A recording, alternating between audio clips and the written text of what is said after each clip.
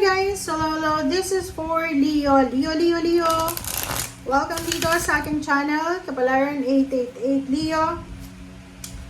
This is general reading, so I hope na makaresonate ka. By the way, Leo, this is the message, the emotion, the energy, the blessings, or unexpected for the rest of 2025.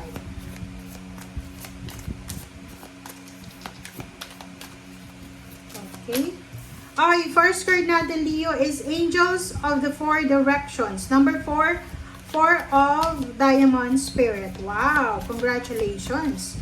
So, parang ang sinasabi ng Barad, yung mga angels from the four directions, from north, south, east, west na direction, they are present in your situation now, sa 4 months mo, para bigyan ka ng guidance. Oh, wow! The higher self.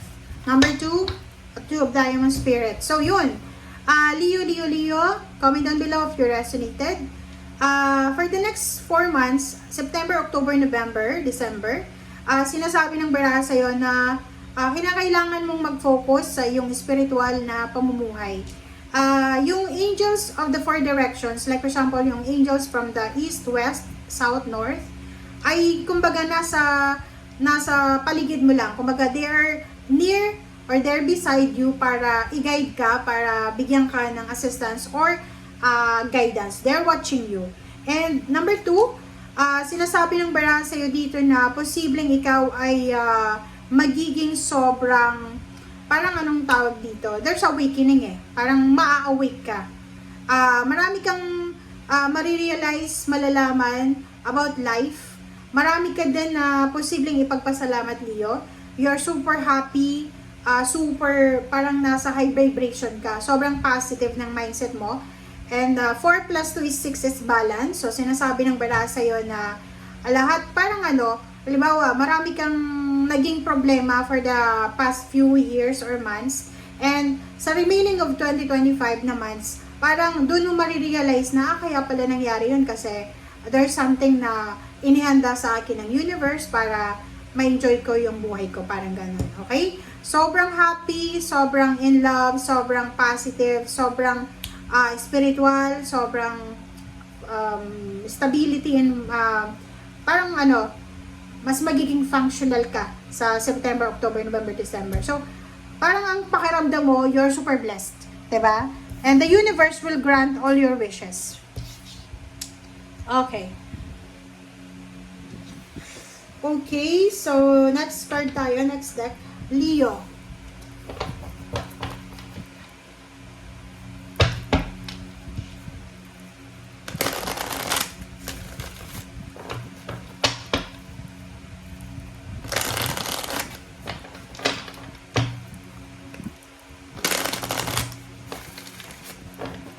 Alright, so tingnan natin. This is for the second deck. Ano pa ba ang kailangan ng Leo? Ano pa ba ang mensahe na... Oh, sorry. So, there's a 2 cards also. Number 3, maybe this is impress or any fertility ideas, inspiration na meron ka. So, sinasabi ng Bara sa'yo dito na bibigyan ka ng pagkakataon ng universe, ng ating heaven, na makapagsimula. So, fertile ideas about business, fertile ideas about work, career, location, travel, spiritual, or anything. So, yun nga sabi ko sa'yo kanina, marami kang maiisip na life-changing na thoughts and emotion. And makikita mo yung rason kung bakit nangyari sa'yo yung mga nangyari sa nakaraan. Okay? So, maraming magsisimula, fresh new beginnings ito para sa'yo. Parang hindi pa nga nagsisimula yung 2026, sobra ng positive, sobra ng fresh yung aura mo, okay? Maybe there's a pregnancy, unexpected baby, unexpected relationship, unexpected collaboration, business, travel, or anything. So, you're ready. You're ready to receive any fertile blessings. And number 2, sinasabi ng Bara sa'yo dito na yon, ibibigay din sa'yo ng universe ang posibleng mga choices and options sa kung ano man na desisyon na gusto mong gawin. So, parang inihahanda ka Leo ng universe para sa incoming New Year's or sa mga susunod na taon. Alright, so this is for Leo.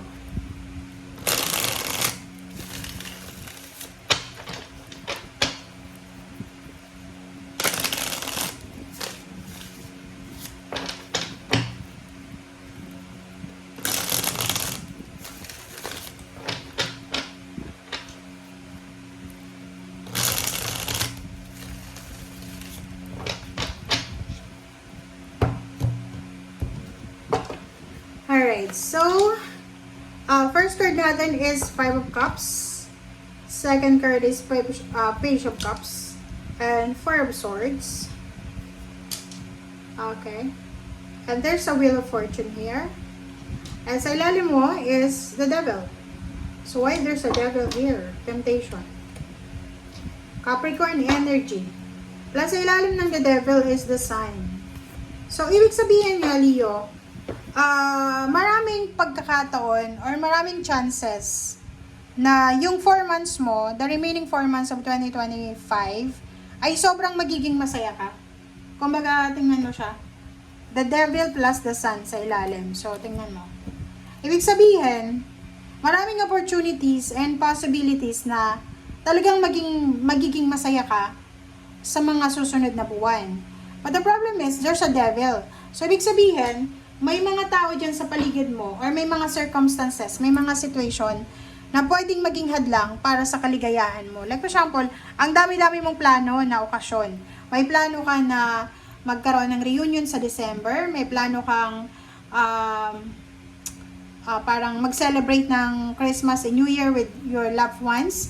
And there's a Capricorn energy, so maybe isang Capricorn ang pwede niyang sirain yung plano mo, or maybe there's a temptation. So, ingat-ingat tayo kasi minsan sa sobrang excited mo, sa sobrang excitement natin, parang binabalitan na natin agad eh. So, kung ikaw ay OFW, you're planning to come back to the Philippines December for vacation, wag mo munang pagsabi. Okay lang na isorpresa mo na lang yung pamilya mo kasi baka hindi matuloy. Okay? Yung mga plano din, kung nasa Pilipinas ka, marami kang plano para sa December, sa October, November, wag mo munang ipagsabi. Okay? Alright.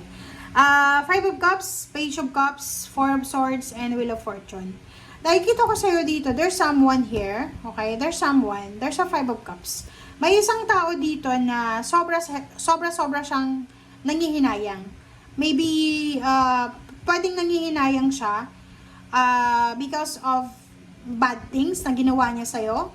Or nangihinayang siya kasi maybe hindi kanya trinato ng maganda and nakikita niya na your life is improving na. Ang nakikita ko dito, there's someone here na nangihinayang sa'yo. Ang nakikita ko, pwedeng may isang Leo na balak mo nang mag-resign sa isang trabaho. It's either, yun na nga, OFW ka, nagpaplano kang mag-resign, and yung boss mo, pwedeng employer or company na pinagtatrabahuhan mo, pwedeng nangihinayang sila sa'yo. They parang disappointed sa actions nila towards you. Parang ganun, sinasabi nila, sana trinato ko ng maganda si Leo para hindi ako iniwanan. Parang ganun.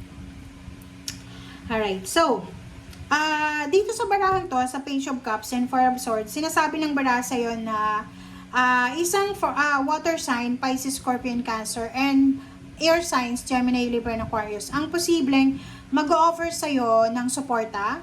And that support will change everything. Parang ganun. So, halimbawa, na you need someone na para, like, yun, marami kang plano sa buhay, or marami kang gustong gawin sa buhay, and hindi mo magawa-gawa because hindi ko alam kung bakit.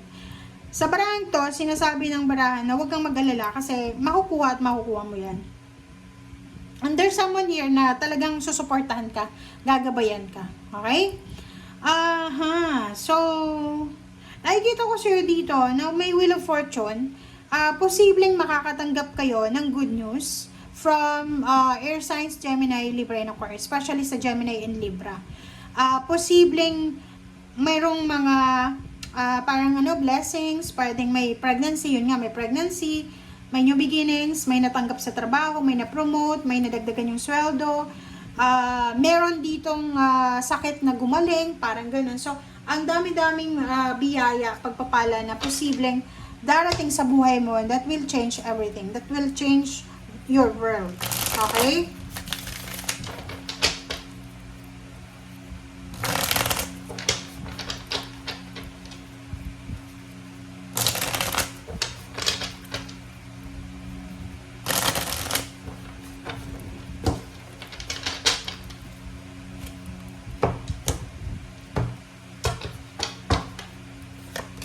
Okay. Three of Pentacles, King of Swords, Three of Pentacles, and King of Swords. The Star. Oh, sorry. King of Wands, and then meron ka ditong Three of Cups. Oh, wow! Congratulations! Congratulations! Congrats and congrats, guys. Nakikita ko sa'yo dito, meron ditong Leo na posibleng makakatanggap ka ng congratulatory messages from several groups or community. It's because of your success or success ng family mo. So, etong Three of Cups na to, there's a celebration. There's a celebration of success. There's a celebration of happiness na posibleng isa-celebrate mo. Maybe yun from October, September, October, November, December. So, between 4 months na yan, meron kang isa-celebrate talaga. Three of Pentacles, King of Swords, the Star, and King of Wands. So, nakikita ko rin sa inyo dito, Leo.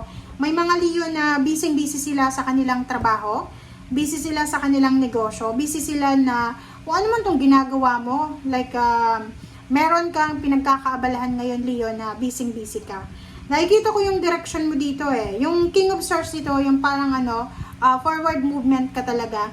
Nakafocus ka para sa success. Parang iniisip mo na all in talaga yung binibigay mo. All in ka eh. Parang sinasabi mo, hindi ako magpe-petix dito kasi alam ko na gusto ko. Alam ko kung ano yung gusto ko. So, nakikita ko sa'yo dito, meron kayo na posibleng pinapangarap na trabaho, negosyo, pinapangarap na salary, may salary increase, higher position, may pinapangarap kayong travel, or ka naman tong pinapangarap niyo sa buhay na posibleng mangyari talaga siya. So, congratulations in advance sa lahat ng Leo dito na posibleng magiging sobrang masaya ka.